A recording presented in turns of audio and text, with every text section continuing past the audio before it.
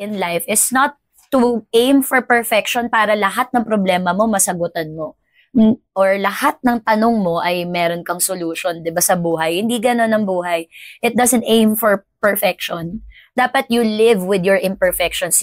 You have to be graceful enough to accept yourself fully para whenever you encounter problems, the self-mastery is already there. You'll be able to tackle it. In the Philippines, it's not really discussed. Mental health is like secondary to everything na kino-concern natin, mga buhay natin lately. Kasi survival is tantamount eh. Yun na, isang third world country, minsan, iisipin ko pa ba kung meron akong sakit sa isip kung hindi nga busog ang sikmura ko. So, medyo hindi natin siya binibigyan ng tamang space for discussion. Sa tattoo journey, nag-start ako 23 din, 24, nung bago ako sa showbiz. As in, ayaw ko talaga noong maglagay kasi syempre mama ko sagrado katoliko. Wala sa Biblia ng tato. Walang sinabi na hindi ka makakapasok sa langit. Ganon yung kaisipan, ganyan. Pero dahil mahal ako ng nanay ko, nung una akong nagpatato, umiyak siya. Cry siya. Bakit mo ginawa sa balat mo? Ganda-ganda ng balat mo. Iyak siya. Tapos dumami na yung tattoo ko. Same din. Hanggang ngayon umiiyak pa din siya. Sobrang dami ko ng tattoo. But everything you see here, these are parang moments sa buhay ko na kino-commemorate ko ng bawat tattoo. Like when my son was born, or when I got a new project, Here Comes the Bride, nung lumabas yung movie na yun, when I received my first acting award, and not just happy moments, but also loss, grief, lahat yan nakamark sa katawan ko.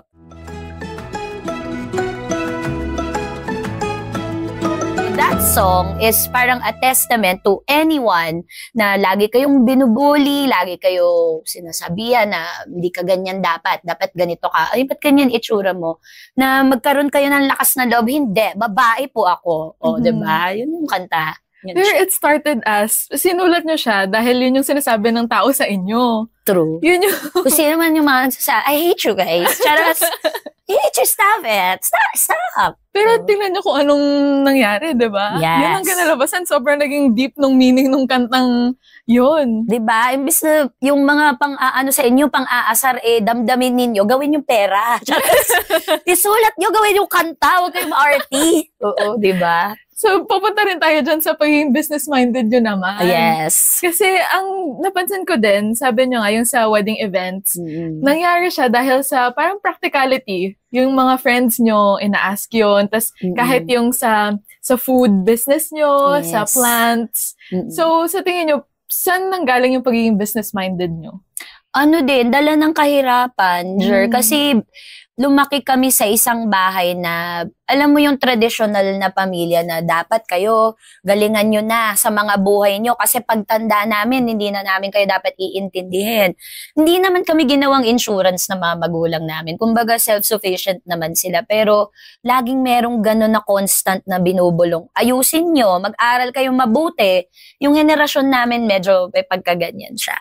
So parang iniisip ko dati, bakit kailangan kong magpakahon sa isang expectation na parang dapat yung career track at this age, ganito na yung napundar, ganito na yung naabot, ganito na yung comedy, ng laban ng comedy, hindi yan linear. Minsan puputok ka sa pelikula mo or sa show mo. Tapos somebody will come along much better, much funnier, younger than you, and then they will take your place. So may pagkaganyan yung industry ng komedya. Dapat maaga pa lang sinasabi mo na sa sarili mo, ano ba yung laban ko? Ano ba yung meron ako kagalingan, skill set na pwede kong i-offer na wala sa iba, tapos lumipad yun o hindi, at least yung authenticity hindi nawala. Maraming factor na sa kahirapan mo talaga matututunan. Like, money is dignity eh. So, marami na lang na hindi na lang nagpa-pursue ng mga pangarap nila kasi necessity yung inuuna. Dahil nakakawala talaga ng dignidad hindi mo mapunuan yung pang-araw-araw mo at least na basic. So, paano ka napupunta sa creative kung ang hirap-hirap na ng buhay mo, di ba? But I found it really challenging, mainly because of my condition, no? Pag mas lalo akong pinipressure, mas lalo akong dinidiinan ng buhay, lalo akong binibigyan ng challenges, dun lumalabas yung brilliance, dun lumalabas yung creativity. And much with babae po ako, ganun ang nangyari. Na parang irita ako. Ano ba yan? Yung babae mukhang otap. Yung nag-show ako sa Cebu kasi ang nipis ko, 'di ba? Wala talaga ako. Mas matambok pa yung tuhod ko minsan sa dibdib ko. Yung gano'n, sa diretso, isang 36 lang siya kasi 12. Gano'n lang, tuwid lang yan siya. So, naiiris na ako. Tapos yung, kunyari, magpa-park ka, bababa ko yung bintana ko. Sir, full parking na po. Mama ko, 'di ba? Mama ko, 'di ba? Kasi nga, hindi ako feminine looking. Tapos yung asta ko pa, para akong totomboy, lalaki, ganyan. Napikon ako. Sabi ko, ano ang gagawin ko dito? Nakakairita kayo lahat. Ginawa ko siyang material. Fueled by anger pala yun. Fueled by irita, fueled by frustration, disappointment, lahat na. So these emotions, they come up in the day multiple times. So it's up to you as a person to wield it into something positive. So I made it into a stand-up bit, which then turned into Babae Po Ako as a song. So, siya, maraming mga pinanggalingan. But basically, it came from yung binubuli ako dahil nga, hindi ako curvy na babae. Yun. Kaya marami nga rin nakarelate who are also bullied because of that din. Yeah. Parang gano'n. It's a commentary actually on bullying if you take a look at the lyrics. Yeah, and yung sa pagiging business-minded nga, parang doon din napunta. Tapos yung sa wedding naman, paano naman yung sa events? How is it for you nung sa start? Ang hirap. Alam mo, parang kapag ang isang bagay nga hindi siguro forged in fire, mabilis din siyang nawawala eh. Yung hindi din siya ganun magsistay sa buhay mo kasi it's not hard fought. So, be grateful for the things na hindi nyo agad nakukuha or hindi binibigay kagad yung success, Timano. Kasi it took us like 2 years before we really got stable clients. Na the first year, ang tawag ko doon, tuition. Nag-aaral ako. So, binabayaran ko lahat. Abono, kabila. Nag-office kami, hindi ko nabayaran ng ilang buwan, nawala. Lahat ng gamit ko doon, kinumpis ka. Yung mga ganon, yung mga una mong investment. May mga tao na napirata ng bigger company kasi mas malaki yung sweldo, hindi ko mabayaran yung asking. Pero ako nag-train doon, yung mga ganong mga difficulties. But you know, as a business owner, sinabi ko rin to sa isang mini vlog ko, nobody really warns you about the slow days. But you have to be really aware na parte yun ng pagnenegosyo. Pag hindi ka aware na minsan may olats na araw, minsan may araw na walang kita, huwag ka na magnegosyo. Kasi mababreak lang yung heart mo talaga. So, dapat when slow days come, you tap your support system. In my case, it was my family that helped me survive yung birthing stage ng business ko. Kasi nga matagal na kaming nagtutulungan bilang pamilya kasi galing kami sa hirap. So pag natatalo minsan, essentially ang business pusta di ba? Tatry mo, baka sakali, tapos pagsisikapan mo, lalagyan mo ng life force mo para mabuhay. Pero it doesn't mean na nag-fail yun. Failure ka na as a person. So that's when your support system comes in. Para may nagre-remind sa'yo constantly, you did your best, it's okay, let's try again. So yung mga unang 2 taon talaga, sa lahat ng nagnenegosyo, pag hindi kayo lumampas ng 3 taon na wala kayong problema, baka mga angel kayo, hindi kayo affected ng problems. Yung love na love kayo ni Lord, ganyan. Ako naman, gusto ko lang, alam mo, I take it with everything that it is. The good, the bad, and I make it whatever it is, the best na magiging kalalabasan nun with the skills that God gave me. Yun. And it's 15 years strong na ngayon. 12 pa lang. 12 pa lang? 12. 12. Okay. So, hindi, kasi nakita ko 2010 siya. So, pero wag na natin isama yung mga birthing years. Yung hirap na hirap. Kasi puro pro bono yung mga una namin. So, friends nyo lang nag-start. Kasal ng barkada, binyag ng pamangkin, mga ganon. So, part yun. And then, after nun, doon na siya naging parang official business. Yes. Okay, 12 years strong. Yes. And staying strong. So, bakit po kayo nag-stay dito sa events industry nga? Like, out of everything na you did sa business din? I find weddings fascinating kasi it's the start of a new chapter of two people. And you're not just uniting two people, you're uniting two families. Eh. So, very memorable tong event na to sa kanila. So, sa dinami-dabi that goes into it, aside from the money, obviously, that they will spend, no, ang pinakamalaking investment ng mga kliyente mo, yung emotional investment nila sa event. So, they need somebody reliable to handle yung affairs ng kasal. Parang pagkatapos ng isang kasal, pag nagte-thank you na yung kliyente, yung parang feeling ko ba yung nakaka-superhero, yung fulfillment. Oo, kulang na lang lagyan nila ako ng picture sa bahay nila na coordinator namin yan. Parang sasantuhin, yung ganon, napaka-fulfilling niya na trabaho. Kahit mahirap, at the end of the day, when the family say thank you to you and you've done something good for one important day sa buhay nila, that will echo hanggang eternity na part ka nung special day nila. So, I stay with it because I like to be part of people's stories.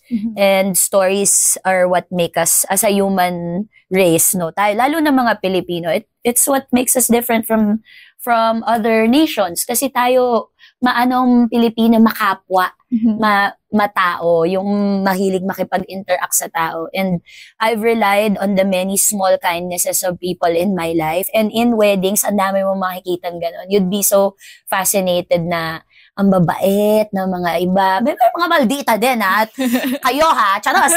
Pilaway. May mga ganun din. Pero mas madalas yung may mga magic moments. And it's nice to see yung mga ganong mga maliliit na bagay sa kasal. Yeah, I'm sure it's beautiful. Kasi a lot of brides and grooms din, di ba? Parang ito yung pinaka-hinihintay na lang moment within their relationship. Yes. So, it's very special nga. And to be a part of it, I'm sure, very magical all the time. Yes. So, ayun. Ang ganda din. Totoo. Pero it's not for everyone, ha? Yeah. Baka may mga nangangarap dyan maging part ng events industry. Mahirap po.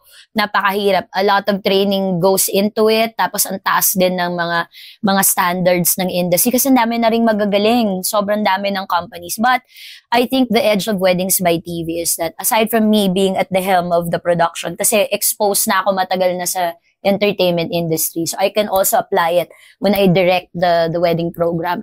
Aside from me being at the helm, I hire single moms. I hire majority of women na ini-empower ko sila. Kumbaga, mga nanay na wala ng mga inaasahang iba, sila na nagtataguyod sa mga anak nila. And then later naging empleyado ko na rin yung mga anak nila. Kasi napag-graduate na namin. Ganon na kasi siya katagal eh. So, yung mga anak nila, naging coordinator ko na. So, you know, if a family is at the center of an event, which is a wedding, I think a family should also handle the organization of the event. Kasi alam namin yung pakiramdam ng may pamilyang nagdidiwang. Yeah. So, ang ganda na, yun, bukod sa binibigyan mo ng lakas na loob, yung mga girls, yung mga single moms, yung malasakit factor nung pag-handle ng event, mataas. Kasi mga nanay ito na nagtatrabaho. Yeah, so ang ganda na you're giving them that avenue to be the moms and para ibigay din nila, ipasa nila sa ibang tao. And interesting din yung sinabi nyo na para din siyang theater na walang take two. Wala. So, talagang kung ano mangyari, yun dapat yun. So, dapat talagang the preparation, sobrang intense.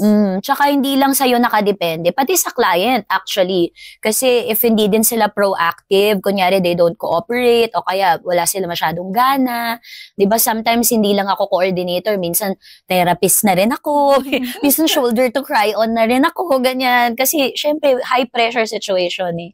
So naiiyak minsan ng mga bride pagka stress na sila. So, minsan, taga-kinig lang ako. Ganun. So, ang daming na sa akin na siya sharpen na skills. Tapos, na-apply ko din siya sa iba kong work. Yeah. Ganon. And speaking of stress and busyness, sobrang dami niyong ginagawa nga. I'm interested to hear kung anong typical daily routine nyo and weekly routine na rin. Paano ba? Daily muna. Nahiya tuloy ako, diba? Bilang tita, no? 8:30 pa lang po inaantok na ako. Charing! Hindi po ako ganyan nung kabataan ko, no? So, pagka-dinner, siguro an hour after, syempre tayo-tayo ka muna. Kailangan na po namin to sa 27-year-old kong katawan. Charing! Na naglalakad-lakad ka lang dyan para matunawan. Sabi nga na dati natatawa ako, ay ba yan yung mga lola natin? umiinom ng mainit na tubig, tapos naglalakad, tapos kumain. Natatawa kasi tayo mga bata, yung metabolism natin noon, kahit na maghihilalata ka, tunaw mo lahat. Pag may edad ka na hindi ganun, nagiging nanpuputa siya na dito, sa mga balabalakang mo, so kailangan mo ng ganyan. Mga 9, medyo pag ganyan na ako ng kumot. Alam na yan ng mga tao sa bahay pag tumatahimik na, tapos doon na ka na TV, yung may salamin ka pa na hindi mo pa natanggal. Basically, 9, tulog na ako. Tapos ito na, kasi nga perimenopausal na ako. 2:30 or 3 na madaling araw, gising na ako yan siya. Okay, gising na ako yan siya. So, ang gagawin ko is mag-update ako ng emails to be set at 7 or 8 in the morning for my business. And I plan my day. Okay, so matutulog ulit ako 5:30. Lola!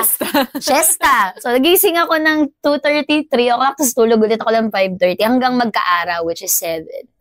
Ang dami nang nangyari. Dami nang nangyari. Nakadalawang gising na ako, nakagawa na ako ng email. Ganon ang mga may edad. Oo. Akala ko dati yung nagwawalis ng bakuran, pinagtatawanan ko. Totoo pala yun. Pero ako iba na. Winawalis ko yung email ko, ganon. Naayos ko yung mga responses. Nagre-ready ako for the workday. Then when I wake up, I have coffee, tapos I do my journaling. Sometimes pag kaya ko, nakaka-workout pa ako in the morning. Pag hindi, pag uwi ko na lang. Ganon. Every day you work out? Not really. Pero I try in a week to put some physical activity in. But in a day, I clean the house, okay, I go up and down sa hagdanan, ganyan. Pagka nasa taping dati, 7th floor yung taping namin, naghahagdan ako. Okay. Para lang yun na yung workout ko for the day. So consciously, kailangan ipinapasok mo siya. So yun, luto. Ako nagluluto sa bahay. Kahit may kasambahay, gusto ko ako nagluluto hanggat maaari. Then a lot of self-work. So aside from the businesses, now in my 40s, I try to insert activities for me. Kasi part din to ng therapy na parang nakalimutan ko as the major caregiver of the family to, put a little time for me. So, yun, ini-insert ko. So, yesterday, my me time was, was yoga. So, yun yung me time ko. Kasi, pagkahiga mo ng ganun sa dulo, yung magigising ka sa sarili mong hilik. Nakatulog pala. Yes, ganun na edad. And then, after lunch, depende. Kung wala akong work, siesta yun. Matik yun kasi lalo na kung may gig ako sa gabi. So, ewan ko sa mga kaedaran ko, Parang mga naka-4 na tulog po kayo. Kailangan po yan. Yung mga may gimmick sa gabi na matapanda, natutulog talaga ng hapon. Kaya aminin nyo o hindi.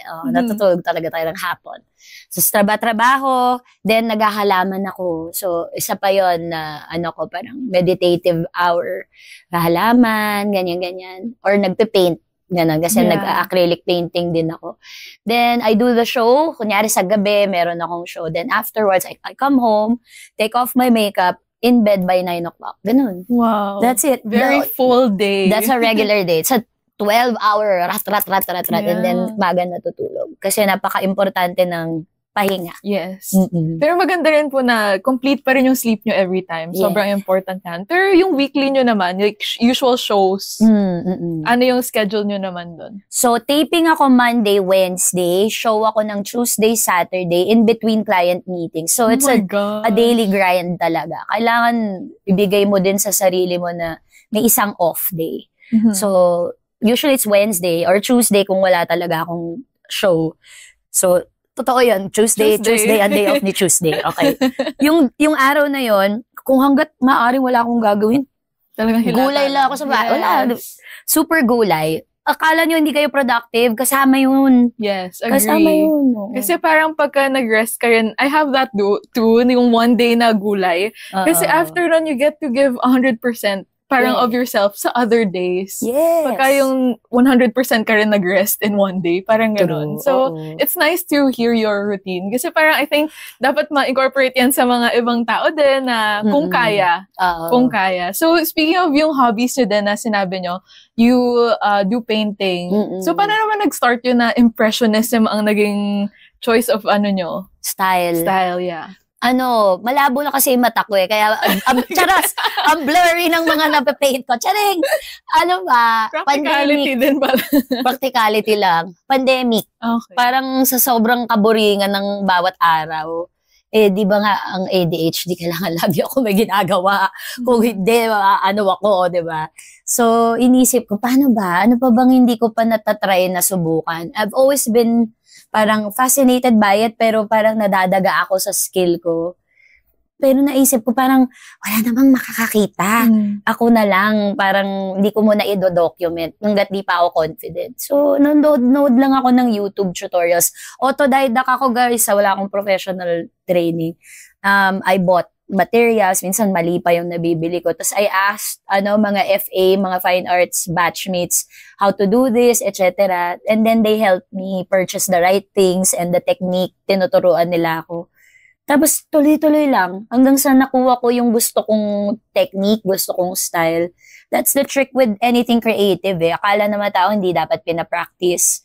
It's a muscle actually. You have to regularly exercise it. Kailangan piniflex mo yung creative muscle mo.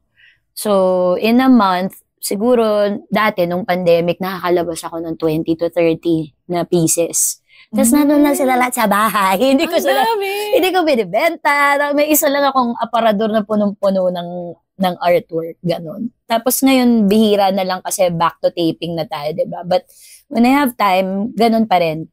Much like exercising my body, pati mind, kasali yun. Nagpa-paint pa rin ako paminsan. Pero eventually, you were able to sell din yung ibang paintings nyo, no? So, pinagkakitaan pa din. Oo, kung pwedeng gawing pera. Oo, ikigay tayo, yung gusto mo, tapos pinagkakakitaan. Exactly. Tapos, may nagagawa rin for other people. Yes. Yeah. And sa fashion din, kasi I noticed na very fashionable din kayo. Thank you. So, saan naman yung style nyo nang gagaling? Ganyan? It started out na nung bata ako, may mga grupo ng mga girls sa street namin na ang gaganda lagi ng mga damit. Tapos parang aspirational siya para sa akin. Kasi mga ate ko to na mas dalaga sila na mag-present ng mga sarili nila. I think, 11 or 12 at that time. Tapos sila, mga full woman na sila talaga. Tapos, anong ako, parang, ang ganda, nagpipinerfect, yung gano'n. So sabi ko, paano kaya to? Ano kayang gagawin ko? Kasi maluwag ako magdamit, hip-hop ako magdamit. Parang hindi ko mahanap yung tamang timpla kasi tinry kong magpa-sexy na damit kagaya nila. Hindi naman bagay sa akin. Ganyan. Until pumasok ako ng UP. Doon ko nakita lahat ng klaseng tao. Okay. May mga pula ang buhok, kung ano-ano suot, nakatsinelas lang sa klase. Meron silang expression na, ganito pala ang fashion. Hindi pala yung trendy or it's a form of self-expression. And I have a lot to express. So I echo whatever it is na danadala na image ng mga idol ko. So, nung nagsistart ako mag-explore ng damit, okay pa lang ang ma-afford ko, diba? Nung 90s, paborito ko si Toni Braxton, TLC, si Aaliyah, puro mga nasa hip-hop world. Tapos tinitignan ko, ano kaya yung mga suot nila? Ano ba yan? Cross colors, FUBU, Juicy Couture, ang mahal. Hindi ko kayang mabili yan lahat. Sa ukay ako natutong magbihis. Marami rin ganun kasi sa ukay. Ang daming ganun sa ukay. Tsaka pagalingan maghanap. Noon kasi wala pang mga selected items, new arrival, wala. Isang bundok ng ukay sa Bambang. Dive ka na, tapos kuha-kuha ka ng damit. Diba? Kasama na lahat. Nandun na yung swimsuit. Walang grouping. Bili-bili ka kahit ano. And to me, gaya na sinabi ko sa'yo, an ADHD person, a neurodivergent person, invites a challenge. So, hindi namin yan tinatalikuran. Sabi ko, isang bundok ng ukay, gagawin kong bongga. Ganan. Yeah. Tapos, I started dressing the way I feel, and then other people, parang it resonated with them, mga pinsan ko. Tapos to si Maricel, 60 pesos, tita. Ay, totoo ba? Pag may debut ang isa kong pinsan, ako na nagsastyle, mga photoshoot nila. Ako nagbibihis, binibigyan ko ng damit. Naging din siya, parang stylist din pala kayo. Lahat nga pwede kong gawing pera. Kaya nga yung mga walang pera dyan, dikit-dikit kayo sa akin. Tuturuan ko kayo. Oo, yun. So yung, di ba, nag-red hair pa kayo, iba-ibang kulay. Undercut. Iba-ibang style. Tapos yung tattoos nyo din, can you share some stories? Kasi usually, di ba, may meanings ang tattoo. So sa inyo, ano yung mga reasons for why you had your tattoo? Alam mo, late ako. Actually, sa tattoo journey, nag-start ako 23 din, 24, nung bago ako sa showbiz. As in, ayaw ko talaga noong maglagay kasi syempre mama ko sagrado katoliko. Wala sa Biblia ng tato. Walang sinabi na hindi ka makakapasok sa langit.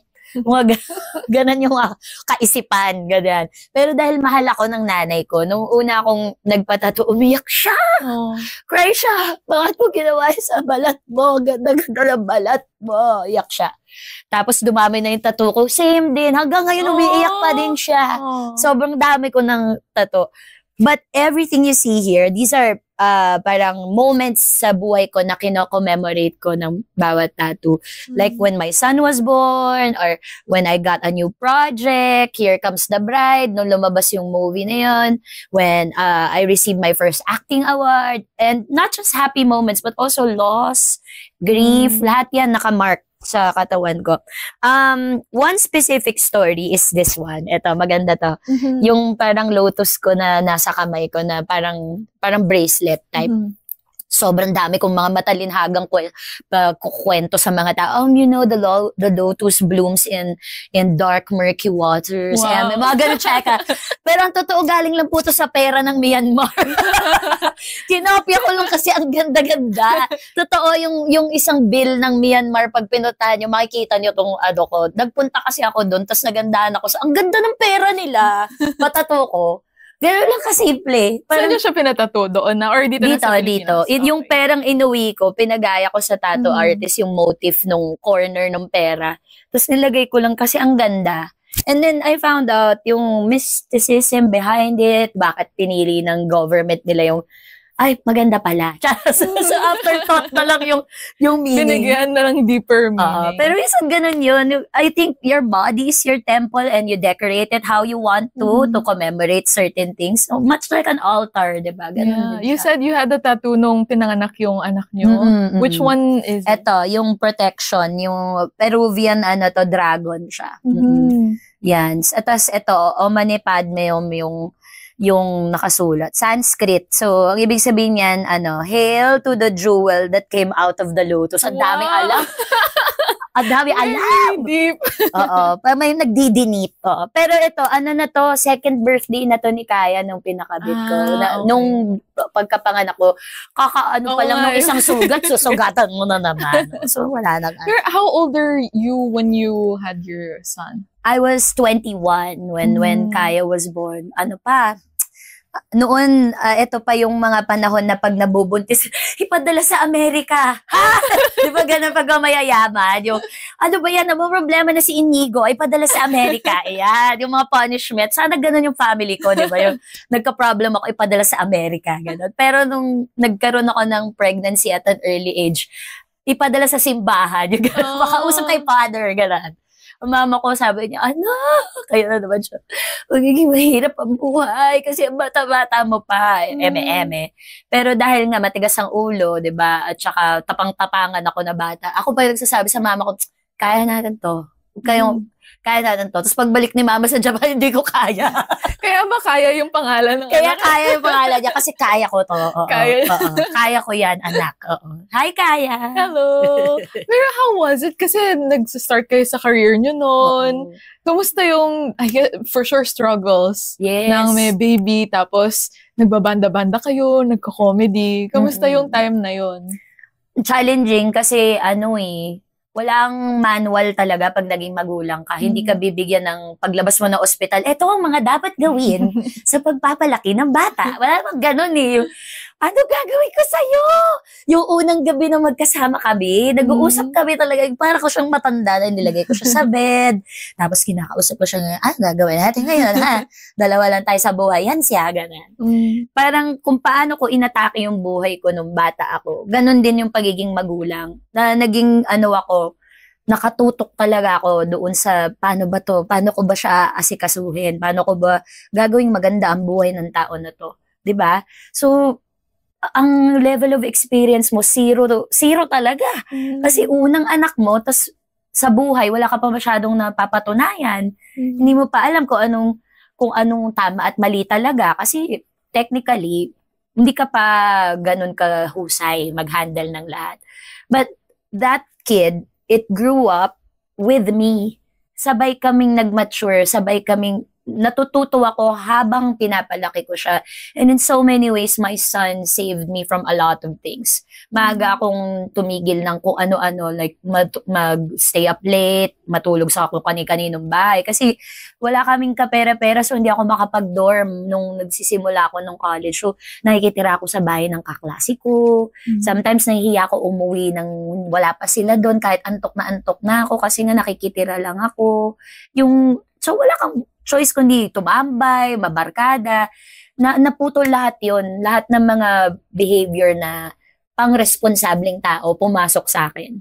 Although minsan, parang naisip ko, bakit nung tumanda ako, saka ako naghihinarot? Kasi ba hindi ko to nagawa nung bata ako? Charis.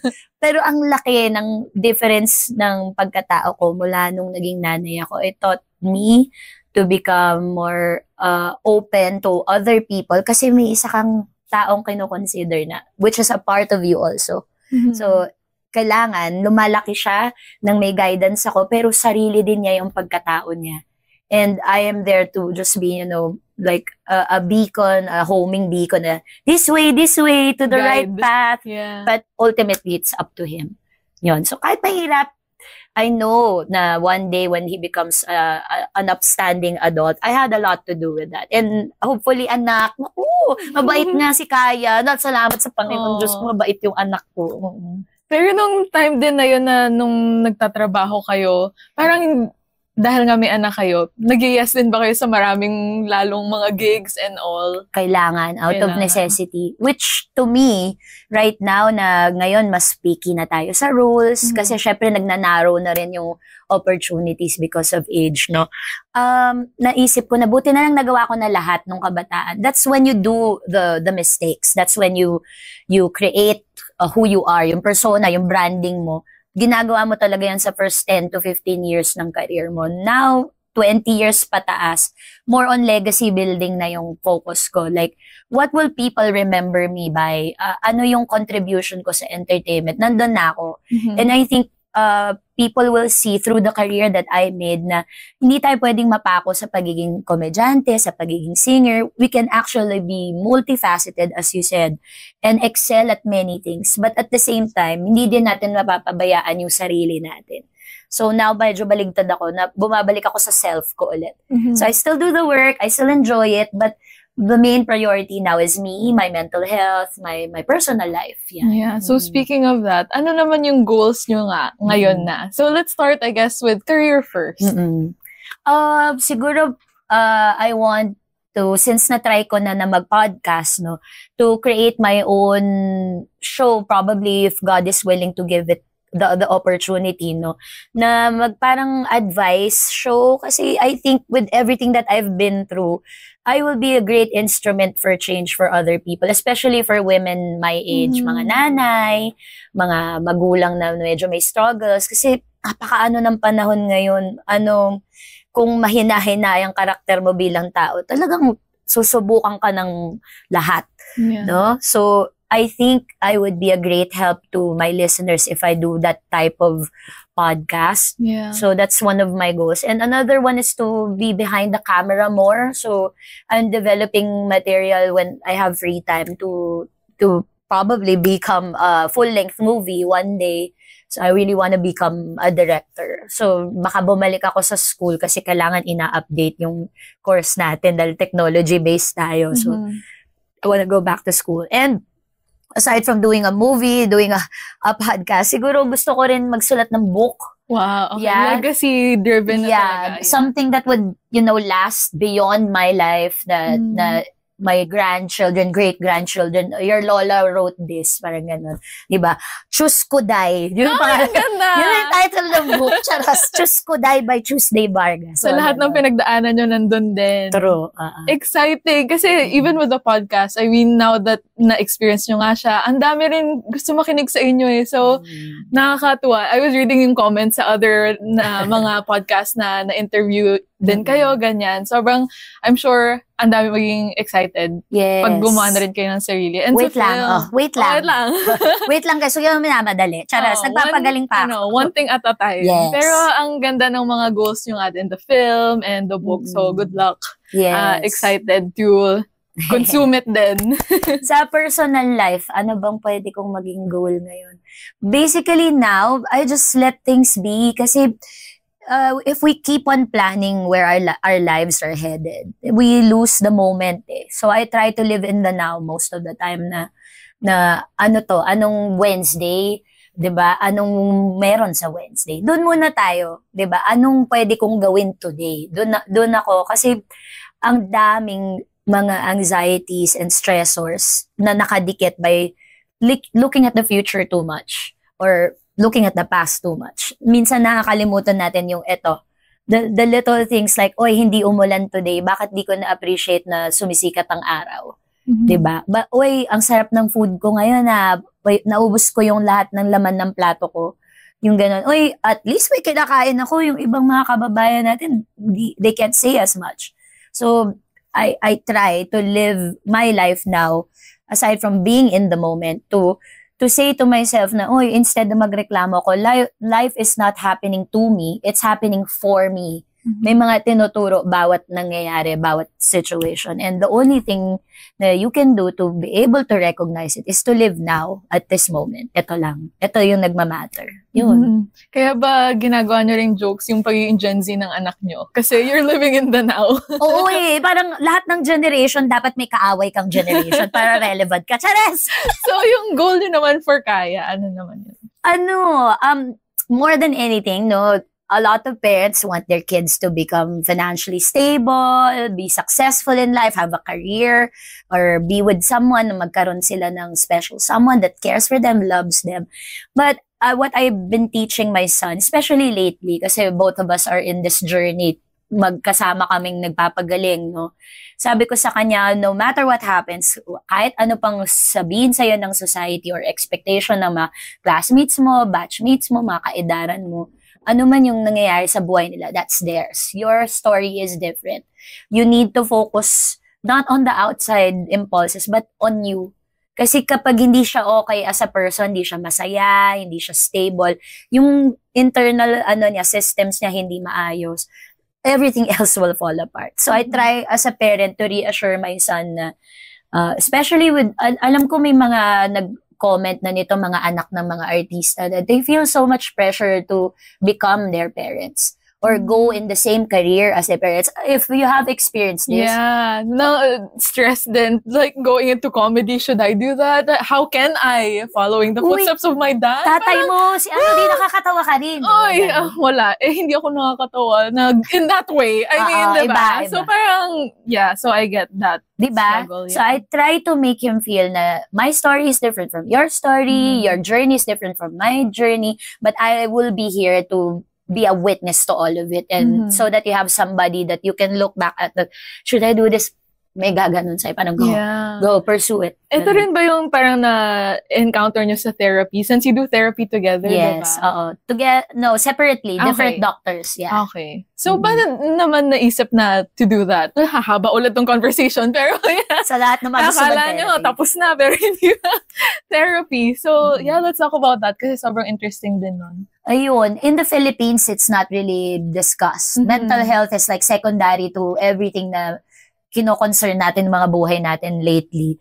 Kasi survival is tantamount eh. Yun na isang third world country, minsan iisipin ko pa ba kung meron akong sakit sa isip kung hindi nga busog ang sikmura ko.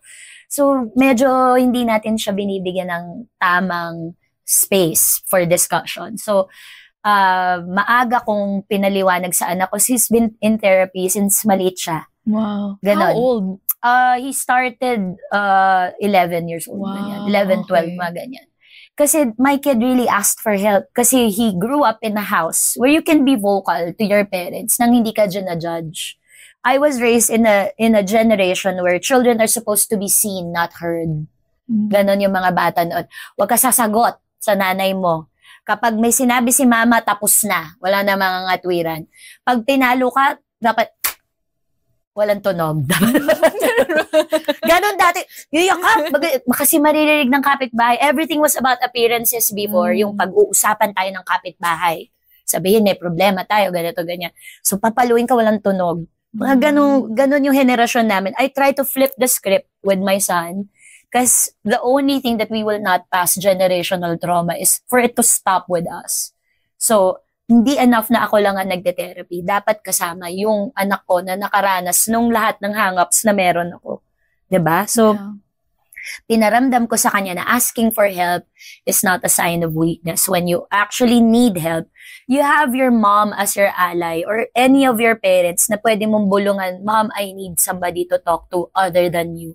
A professional. He didn't say it in the exact words. So, galing naman, 11 years old yung nag-i-English ng gano'n. Parang, Mom, I think I need to talk to a doctor. Because my guidance counselor said that I need to, like, do some stuff so I can be okay.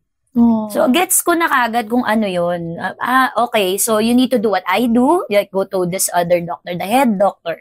Yeah, the head doctor. Ganun lang ka-basic yung mga paliwanag. But, in therapy, hopefully, nakikita nung bata na, yeah, it's not something to be ashamed of. All of us go through it. Lalo na ganito kahirap ang buhay. Dapat binibigyan siya ng mas mabigat na attention, yung mental health. Yes. And maganda nga rin na pinag-uusapan na rin siya, publicly. Yeah. Hindi siya dapat itago na something na, we have to be ashamed about. And, ayun, it's good na we're giving it, its proper spotlight. Yeah, the space it needs. So lastly naman the advice naman for someone who's going through and ang daming ginagawa sa buhay, anong masasabi niyong advice to those na who are maybe struggling through something similar na baka gusto nila maging comedian na smart comedy or may ADHD or something like that? Ano yung gusto niyong message sa kanila? Ayun. Anything you wanna do in life, anything you wanna pursue, if it really speaks to you, malalaman mo agad. If this is for you, lalo na sa ating mga babae, yung gut feel natin sobrang malala, yung instinct natin, intuition, malala. So, whatever it is that is calling you, you listen to the universe and don't let anybody else influence your decision. Kasi ultimately, ikaw pa rin naman yung tatrabaho niyan, di ba? Ano man yan, career, pag-aaral, pagtatapos sa pag-aaral, may problema kang sinusolusyonan or whatever, you always draw from you. From within you, nandun lahat ng answer. And the trick is, in life, is not to aim for perfection para lahat ng problema mo masagutan mo. Or lahat ng tanong mo ay meron kang solution, di ba, sa buhay. Hindi ganon ang buhay. It doesn't aim for perfection. Dapat you live with your imperfections. You have to be graceful enough to accept yourself fully para whenever you encounter problems, the self-mastery is already there. You'll be able to tackle it. No, you don't have to be like a saint all the time and let other people topple you and, malampaso ka ng ibang tao. Pwede kang maging consciously compassionate and forgiving, but at the same time, hindi ka rin naman basahan. Na tatapak-tapakan ka lang. May paninindigan ka pa rin. And that tricky balance only comes from self-mastery if you're able to center yourself. And people like us who find it difficult kasi nga may mga condition kami. And still we try. We go to therapy. We pray when things are parang sobrang hindi na makaya. We go to our friends and family, people that we love to extract support. Anything you need to do, as long as hindi naman harmful, no? Anything you need to do, you do you. 'Di ba? Don't pattern yourself sa journey ng iba. Compare mo. Comparison kasi is the number one source of disappointment. Pag pino-project mo, may projection bias na tinatawag. Ba't sila ganyan? Bakit ganyan? Ako, ginagawa ko lahat. Mabuti ako. Tapos kayo, ganito, ganyan. Stop that. Just live your life right now with the people you love. Say sorry, say I love you, yakapin nyo sila, and then your day will become okay. Then tomorrow, bago ulit, nalaman. Yes, and there you have it. Wise words from Miss Tuesday. Thank you so much. Thank you. Charas. Natulog. Yay. Thank you. Ang ganda nung kama. Actually, may pangatlong tao pa sa ila. Charas.